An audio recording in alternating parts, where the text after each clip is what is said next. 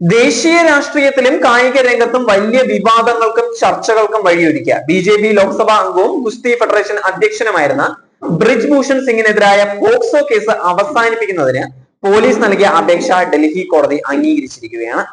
മറ്റൊരു കേസ് കൂടി അദ്ദേഹത്തിനെതിരെ നിലവിലുണ്ടെങ്കിലും അതിലെ കുറ്റപത്രവും ബ്രിജ് ഭൂഷണെ രക്ഷിക്കുന്നതിനുള്ള പഴുതുകൾ നിറഞ്ഞതായിരുന്നുവെന്ന് സമർപ്പിച്ച വേളയിൽ തന്നെ ആക്ഷേപം ഉയർന്നതാണ്.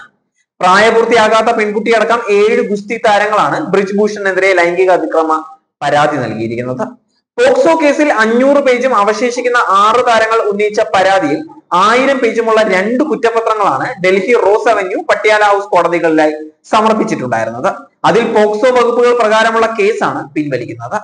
2023 രാജ്യമാകെ വൻ വിവാദം ഉണ്ടാക്കിയതായിരുന്നു ബ്രിജ് ഭൂഷണെതിരായ ലൈംഗിക ആരോപണം. രാജ്യ തലസ്ഥാനത്തും വിവിധ സംസ്ഥാനങ്ങളിലും വൻ പ്രതിഷേധങ്ങൾക്ക് അത് വഴിവെച്ചിട്ടുണ്ടായിരുന്നു. വിഖ്യാത ഗുസ്തി താരങ്ങളായ വിനേഷ് ഫോഗട്ട്, സാക്ഷി മാലിക്, ബജ്റംഗ് പൂനിയ തുടങ്ങിയവരായിരുന്നു ബ്രിജ് ഭൂഷണെതിരെ പരാതി ഉന്നയിക്കുകയും നടപടി ഇല്ലാതിരുന്നതിനെ തുടർന്ന് പരസ്യ പ്രതിഷേധത്തിലേക്ക് ഇറങ്ങുകയും ചെയ്തിട്ടുണ്ടായിരുന്നത്. വ്യാപകമായ പ്രതിഷേധത്തിന് പിന്നാലെ 2023 ജനുവരിയിൽ ലഭിച്ച ഉറപ്പിനെ തുടർന്ന് സമരം താൽക്കാലികമായി നിർത്തിയെങ്കിലും തുടർ നടപടികൾ വൈകിയപ്പോൾ ഏപ്രിൽ മെയ് മാസങ്ങളിൽ വീണ്ടും അവർ പ്രതിഷേധവുമായി രംഗത്ത് വരികയായിരുന്നു.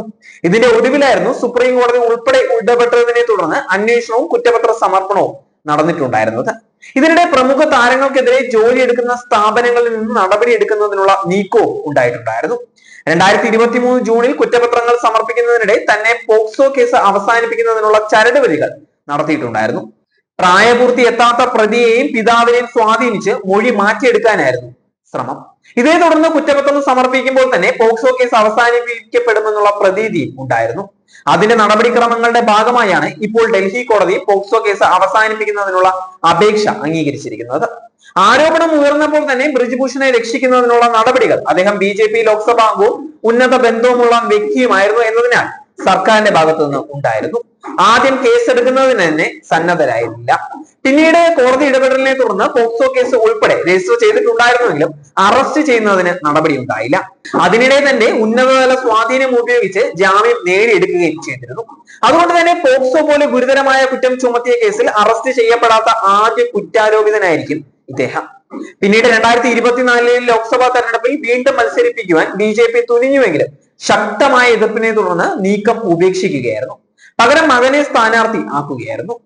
ഗുസ്തി ഫെഡറേഷൻ തെരഞ്ഞെടുപ്പിൽ അദ്ദേഹത്തിന്റെ ബിനാമികളെ തന്നെ മത്സരിപ്പിച്ച് ജയിപ്പിക്കാനുള്ള സാഹചര്യങ്ങളും സർക്കാർ സൃഷ്ടിച്ചു നൽകുകയായിരുന്നു.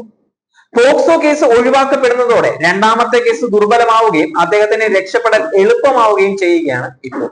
ജാമ്യമില്ലാ വകുപ്പുകൾ പ്രസ്തുത കേസിൽ ഉണ്ടെങ്കിലും ജാമ്യം ലഭിച്ചതിനാൽ അറസ്റ്റ് ചെയ്യുന്നതിനുള്ള സാധ്യത ഇല്ലാതാകുകയും ചെയ്തിരിക്കുകയാണ്. സ്ത്രീ സുരക്ഷയെ സംബന്ധിച്ച് വാദോരാതെ സംസാരിക്കുകയും പഹൽഗാം ഭീകരാക്രമണത്തിന് പ്രതികാരമായി നടത്തിയ സൈനിക നടപടിക്ക് ഓപ്പറേഷൻ സിന്ദൂർ എന്ന് പേരിട്ട് അഭിമാനം കൊള്ളുകയും ചെയ്യുന്ന BJP ഭരണത്തിന് കീഴിലാണ് ഈ നടപടി എന്നത് കൗതുകകരവും വൈരുദ്ധ്യവും നിറഞ്ഞത് തന്നെയാണ്. കാര്യത്തിൽ BJPയും അതിന്റെ ഭരണ സംവിധാനങ്ങളും സ്വീകരിക്കുന്ന ഇരട്ടത്താപ്പ് പ്രകടമാക്കുന്നതാണ് ഇപ്പോഴത്തെ ഈ സമീപനം.